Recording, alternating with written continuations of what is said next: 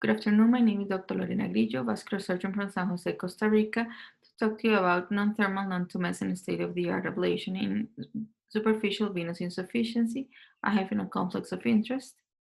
We want to aim avoiding the thermal energy use and the tumescent anesthesia to diminish the pain in the procedural and post-procedural, diminishing the chemosis and hematomas. As the NICE guidelines state, we'll be able to provide similar level of efficacy, faster procedures, and recovery time. We'll have the possibility to offer key treatment options to these 30 to 40% of patients suffering from chronic venous disease that reduces the quality of life, with options like foam sclerotherapy, mechanochemical ablation or MOCA that addresses the disadvantages of foam and thermal ablation. Also, cyanoacrylate venous ablation or glue and cutting catheter assisted foam sclerotherapy that addresses thermal ablation cons but allows also a better ambulatory procedure.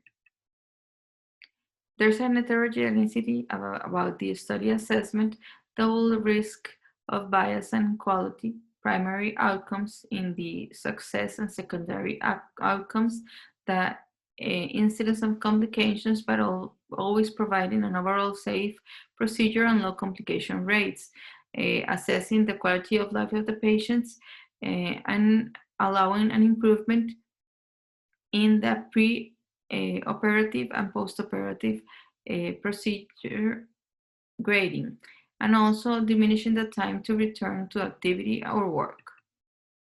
We'll be able to target the vein, determine the diameter and length of section to be treated. And with the MOCA, we'll be able to use a dispersion wire that extends through the catheter lumen and is rotated to damage the epithelium, and a sclerosant will be infused, and the catheter is slowly pulled back through the vein. With cyanoacrylate adhesive glue, we will have different devices, VenaSeal, VenaBlock, and very close, in which VenaSeal has the most data with longer polymerization time, low possibility of catheter occlusion, being able to use it in a bilateral way, leaving longer stumps proximally with a more viscous glue but more flexible catheter. We will be able to, with an ultrasound guided, put the delivery catheter and then advance its position to the subfemoral junction, which will compress the proximal vein, and the medical glue will be delivered in doses through the tip of the catheter to seal the vein. It will be repeated and pulling back the catheter to the end of the target vein. We could use this also in the small saphenous vein. With the cutting catheter assisted foam sclerotherapy, we will be able to have a shorter stump of 2 to 3 centimeters, and then pull back and expose the wires that will be like scratching the inner lining of the vessel and delivering the foam to seal the vessel. The data that we have, as you see, will start and have different conclusions or parameters that will be regarding the occlusion rates, the percentage of failure, the follow-up in time, the anatomical occlusions, comparing different thermal and non-thermal ablations. And yet in this year, we had very interesting findings with 5-year anatomical failure free of 78% with non-thermal, non-tumescent. And we had also 92% effectiveness at 24 months with Flebogrip, and a closure rate of 5 years with VenaSeal of 91.4, which is very successful.